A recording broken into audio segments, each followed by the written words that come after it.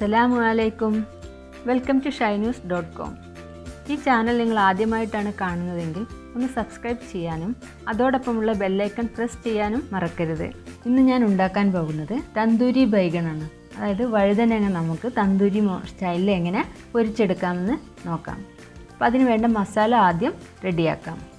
അതിനുവേണ്ടി ഒരു പാത്രത്തിലേക്ക് ഒരു കഷ്ണം ഇഞ്ചി, ഒരു തുടം വെളുത്തുള്ളി, ഒരു ചെറിയ സവാള അരിഞ്ഞത്, അത് സ്ലൈസാക്കിയൊന്നും വേണമെന്നില്ല, കട്ടിയിൽ അരിഞ്ഞാലും മതി, നമുക്ക് മിക്സിയിലിട്ട് അരയ്ക്കാനുള്ളതാണ്.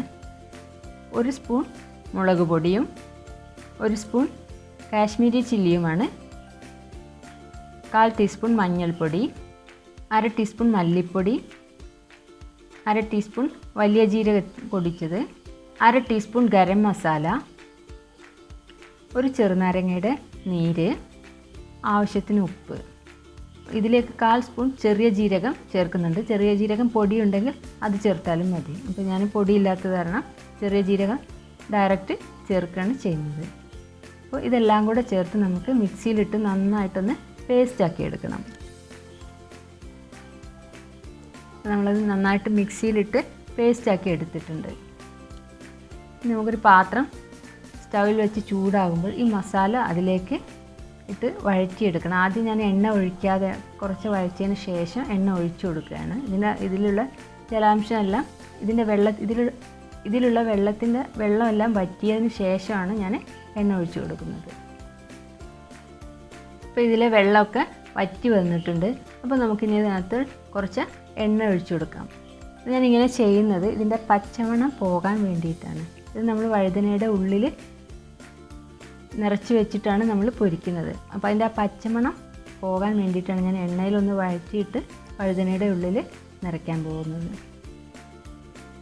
ഈ എണ്ണ ഒഴിച്ച് നന്നായിട്ടത് വഴറ്റിയെടുക്കണം. ഇപ്പോൾ മസാല നന്നായിട്ട് വഴണ്ടി വന്നിട്ടുണ്ട്, അതിൻ്റെ കളർ അല്പം മാറി വന്നിട്ടുണ്ട്.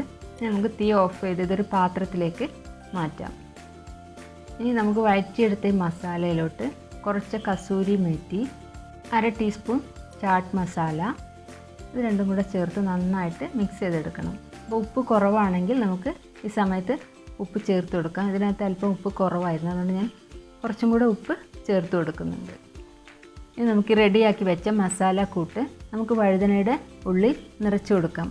അതിനുവേണ്ടി മുഴുവനായിട്ടുള്ള വഴുതനയാണ് എടുക്കേണ്ടത്. വഴുതന ഇതുപോലെ നമ്മൾ കീറിയെടുത്ത് അല്പനേരം ഉപ്പുവെള്ളത്തിലിട്ടതാണ് ഇത്. അപ്പോൾ ചെറിയ വഴുതനയാണെങ്കിൽ നമുക്കിതുപോലെ 4ആയിട്ട് കട്ട് ചെയ്യാം. മുഴുവൻ പീസ് സെപ്പറേറ്റ് ആവാതെ വെറുതെ കത്തി കൊണ്ട് അടിഭാഗം വരെ മുറിച്ചാൽ മതി, സെപ്പറേറ്റ് ആയി പോകരുത്. വലിയ വഴുതനയാകുമ്പോൾ നമുക്ക് ഒന്നും കൂടെ കൂടുതൽ പീസാക്കി എടുക്കണം, എന്നാലേ മസാല ഉള്ളിലോട്ട് പിടിക്കത്തുള്ളൂ. എല്ലാ ഭാഗത്തും നമ്മൾ കട്ട് ചെയ്ത് വെച്ച എല്ലാ ഭാഗത്തും ഈ മസാല നന്നായിട്ട് തേച്ച് പിടിപ്പിക്കണം. ചെറിയ വഴുതന എടുക്കുന്നതാണ് ഇത് കൂടുതൽ നല്ലത്. അപ്പോൾ പെട്ടെന്ന് നമുക്കത് വെന്ത് കിട്ടും. വലിയ വഴുതന എടുക്കുമ്പോൾ നമുക്കത് കുക്കാവാൻ വേണ്ടി കുറച്ച് കൂടുതൽ സമയം എടുക്കും. അപ്പോൾ കഴിയുന്നതും ചെറിയ വഴുതനയിൽ ഇത് ചെയ്യാൻ ശ്രമിക്കുക. എല്ലാ വഴുതനയിലും ഞാൻ മസാല തേച്ച് പിടിപ്പിച്ചിട്ടുണ്ട്. നമ്മൾ ആ സൈഡിൽ കട്ടായി കിടക്കുന്ന ഭാഗത്തൊക്കെ നിറച്ച് ഫില്ലാക്കി വയ്ക്കണം. ഇത് നമുക്കൊരു 10 മിനിറ്റ് മാറ്റി വയ്ക്കാം.